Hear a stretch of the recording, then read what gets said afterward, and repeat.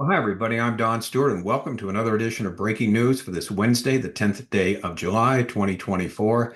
And well, just when you thought the Joe Biden saga was over, that he's certainly going to be the nominee for the Democrat Party, we have these stories. First, George Clooney, who hosted a fundraiser just a few weeks ago for the president's reelection, wrote an op-ed in the New York Times telling the Democrats to dump him, that he cannot run this time because he is not able physically. We'll have the details.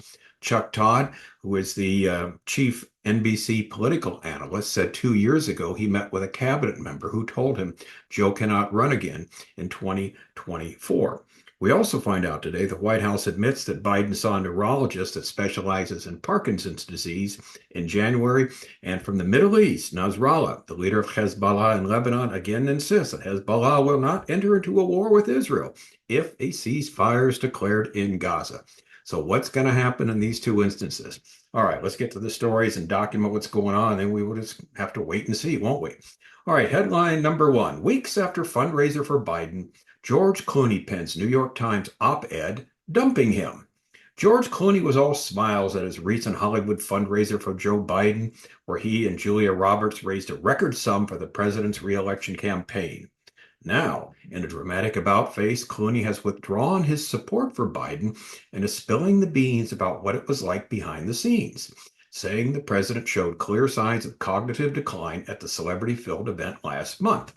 In an op-ed Wednesday for the New York Times, George Clooney said he believes Joe Biden can no longer win in November and called on Democrats to find a replacement candidate. He also painted, and this is really interesting, a dire picture of Biden's mental acuity at the fundraiser. It's devastating to say it, but the Joe Biden I was with 3 weeks ago at the fundraiser was not the Joe Big Effing Deal Biden of 2010. He wasn't even the Joe Biden of 2020. He was the same man we all witnessed at the debate, Clooney wrote. Was he tired? Yes. A cold? Maybe. But our party leaders need to stop telling us that 51 million people didn't see what they just saw. We're also terrified by the prospect of a second Trump term that we've opted to ignore every warning. This is about age, Clooney writes, nothing more, but also nothing that can be reversed. We're not going to win in November with this president. On top of this, we won't win the House and we're going to lose the Senate. This isn't only my opinion. He goes on to say, this is the opinion of every senator and Congress member and governor that I've spoken with in private. Every single one, irrespective of what he or she is saying publicly, says they're going to lose the House, they're going to lose the Senate, and Biden can't win the White House. Widely circulated video, if you remember, from the Hollywood fundraiser showed Biden awkwardly freezing up on stage with former President Barack Obama, taking his arm and gently guiding him away. The video was one of several of Biden's public malfunctions that the White House spokesman Karine Jean-Pierre dismissed as cheap fakes. The Associated Press even issued a fact check of the moment, concluding that Biden simply paused on stage. The AP cited White House spokesperson Andrew Bates, who described the moment as the president taking in the applauding crowd for a few seconds. Clooney called on congressional leaders, including Chuck Schumer, Hakeem Jeffries, and Nancy Pelosi, to ask Biden to voluntarily step aside. Would it be messy? Yes, democracy is messy, he said, but it would enliven our party to wake voters up who have already checked out long before the June debate. And he said, we need to get them involved. And he threw about a bunch of names who would be the potential replacement for Biden. His fundraiser, like we said, brought in more than $30 million for the campaign. And he's part of a growing number of Hollywood faces, celebrities who are calling publicly for Biden to step down. Now, the question I've got for George Clooney, if you saw that 3 weeks ago, why not say anything then? Why wait till now to say something? You're going to hide it during the rest of the campaign, the election, that he wasn't competent, that he was, he was the same person you saw back, there at the fundraiser that we all saw during the debate. And so we'll see. Again, like we said earlier today, in the first story we did, that Joe Biden only listens to his sister, his wife, and his son, and seemingly nobody else. So he probably could care less what George Clooney, the New York Times, Barack Obama, or anybody else says, or Chuck Todd, our next heading. He said Biden's cabinet secretary told me Joe can't run again like this 2 years ago. NBC's chief political analyst Chuck Todd has revealed that a senior member of Joe Biden's cabinet told him 2 years ago that he had serious concerns about the president running again. So 2 years ago, it was obvious to everybody. The former Meet the Press host says he sees no evidence that Biden can serve 4 more years in his mentioned this on his podcast on Tuesday. The White House had to drag it out of him that they've had this neurological test. They have no credibility left on the topic. He then went into detail about the conversation he had with the unnamed cabinet member. Basically, the cabinet member says, they don't give me a lot of interaction with him, even though he's part of the cabinet. But this is one of the things that he said. It's a story everybody knows, everybody's afraid to talk about. It's a classic, one of these hidden stories, but no, he's not capable of running again in 2 years. So again, the press, have been the ones that have hid this in the general public.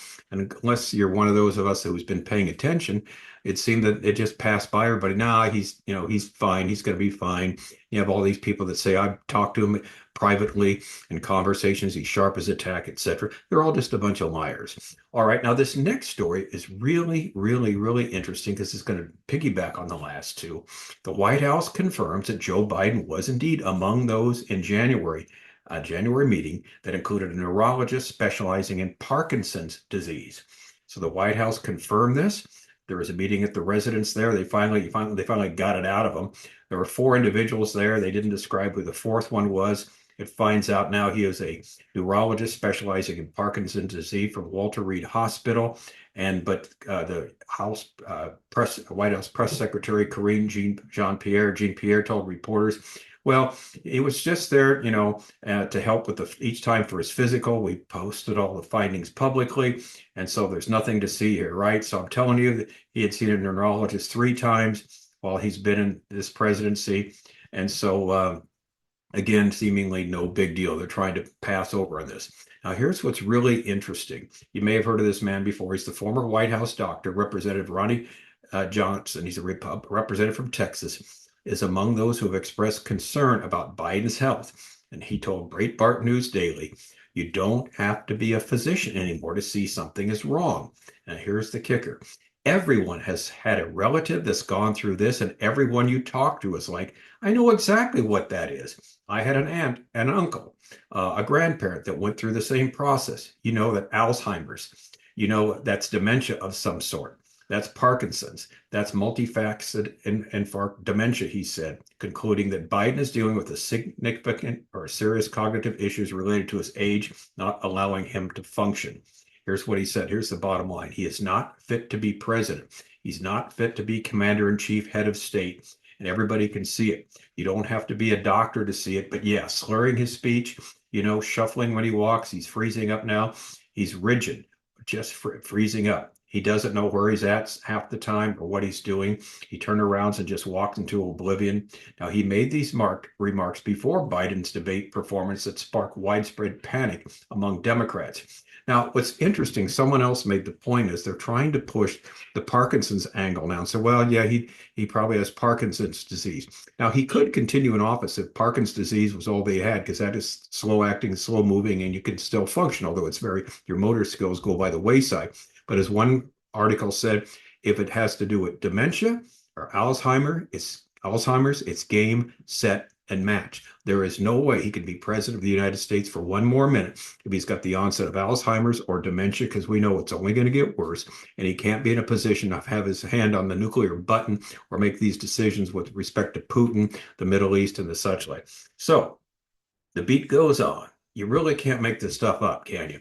What does indicate, we don't know what the outcome will be, but what it does indicate, that's further evidence the U.S. will not be a superpower in the last days, a player in last days Bible prophecy, losing our status like we so often say here. We've come to the place, sadly, as a superpower where no longer our enemies fear us, no longer do our friends trust us, and no longer do the rest of the world even care about us, think we're relevant, because this is what's happened in these last 4 years under Joe Biden. It is sad, it is terrible, but it's also been predictable because we've said, according to Scripture, the U.S. isn't a player in last days Bible prophecy. They're nowhere to be found, as we document in our book, 25 Signs We're Near the End, which is a free download from our website, Educating Our World, under the heading of Bible Prophecy, one of 12 books on the subject. And one of our 25 signs 9 through 11, talk about the Ezekiel 38-39 invasion. And sign number 11 talks about the U.S. not being a player in the last days invasion. The reason we're not a player, we believe very strongly, is because when this leader of Russia, this Russian leader called Gog, decides to invade Israel in the last days, he has no second thought about any nation or any group of people intervening on the side of Israel. And nobody does. No country does. Now, what he didn't count on is the God of Abraham, Isaac, and Jacob intervening on the side of Israel, which he does. He certainly does and destroys the armies. But the point is, he will get this evil thought, but it doesn't bother him that anyone will come to the help of Israel, because he knows they won't, because this will be the situation at that time. And so the U.S. is conspicuous by its absence, whether we still longer exist, whether we're just no longer a superpower, whether we don't care, whether we're spread so thin. We've talked about this before, and we've given the various possibilities why the United States isn't in last days Bible prophecy. But we're seeing it now clearer than ever. We're destroying ourselves from within. And it's sad to see, but this is the truth of what the scripture says. And again, all our books, by the way, on the website are free downloads, so please take advantage of them. And as always, as we emphasize here, what we do here is start with scripture and the various stories we give. What we're kind of doing is putting a puzzle together that the Bible gives us in various parts of scripture to explain the whole, ball game of what's going to happen at the time of the end. And we do that. We put it together for you to show these various signs that scripture says.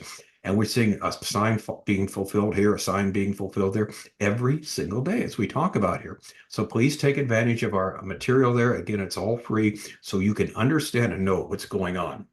Well, speaking of the Middle East, headline 4, Gaza ceasefire will halt axis of resistance, fired Israel Hezbollah chief Nasrallah says. All right, here we go again. We've got the meetings going on there in Qatar between the U.S. Well, the U.S. is a helper with Israel, some type of real helper, with Egypt as a mediator and Qatar as a mediator with Hamas, trying to decide, can they work out some type of ceasefire against Hamas. And again, with all that's going on in Lebanon, horrific bombing still is going on there. Terrible stories of continual bombing. This is a whole other issue that's been happening in the northern part of Israel. Some married couple was killed today when a bomb hit their car as they're just driving down the road, destroyed them and killed them, and in northern part of Israel. And so something has to be done. Something's going to go on. But here we go. Well, this will settle it all. We'll just have a ceasefire in Gaza and everything will be fine. Talks resumed last week after Hamas dropped its immediate ceasefire demand, but it has attempted to reinsert it in other ways into the framework agreement. If a Gaza ceasefire is reached, the entire Middle East axis of resistance would stop its attacks on Israel, Hezbollah chief Hassan Nasrallah said in a televised interview on Wednesday, as CIA Director William Burns held talks in Doha to reach such an agreement. If there is a ceasefire, then our front will also cease fire without discussion, irrespective of any other agreement or mechanisms or negotiations, Nasrallah said on Wednesday. Hamas is negotiating on its own behalf and on behalf of the Palestinian factions, and also on behalf of the entire axis of resistance. What Hamas accepts, we will accept, Nasrallah says. The axis of resistance is an alliance built up over the years of Iranian support against Israel and the U.S. influence in the Middle East. And of course, it includes the Houthis there in Lebanon, the Shiite armed groups in Iraq. Since the Hamas-led invasion on October 7th, Israel has battled Hamas in Gaza alongside Hezbollah on its northern border, as well as attacks on the Shiite armed groups in Iraq and the Houthis in Yemen. We could also mention the West Bank, Judea and Samaria, attacks coming from there. Now, as we continue to stress, many in Israel would like to see an immediate ceasefire that would halt the impending war in Lebanon and halt the war in the south, so the troops can go home and we can start building our peaceful country again, which of course is ridiculous. Now, these people are out for the destruction of Israel. Hezbollah will never stop its goal of destroying Israel because it's basically Iran is the one who calls the shots for it, and Hamas's charter calls for the destruction of Israel. And so there's no way that's ever going to stop. That's why sign 7 of our 25 signs, there'll be a continual search for peace in Israel. They will not find it, is so appropriate, simply because they not only exist in the last days, the countries around them do not want them to exist. And therefore we have the situation we find in right now. So what's going to happen? Will there be an agreement so Lebanon doesn't enter the war? Hezbollah doesn't enter the war against Israel from the north, and will be a stoppage of cessation of shootings, killings in the south, and the rebuilding of the country. Hostages will be released. Will Joe Biden be the candidate for the Democrat Party for president in 2024? So many things remain to be seen. We'll keep abreast of them as we look at it, but we always look at it through the lens of what the Bible said is going to happen at the time of the end. All right, I'm Don Stewart. Thanks for watching. We'll be back again tomorrow with more. So until then, as always, may the Lord richly, richly bless.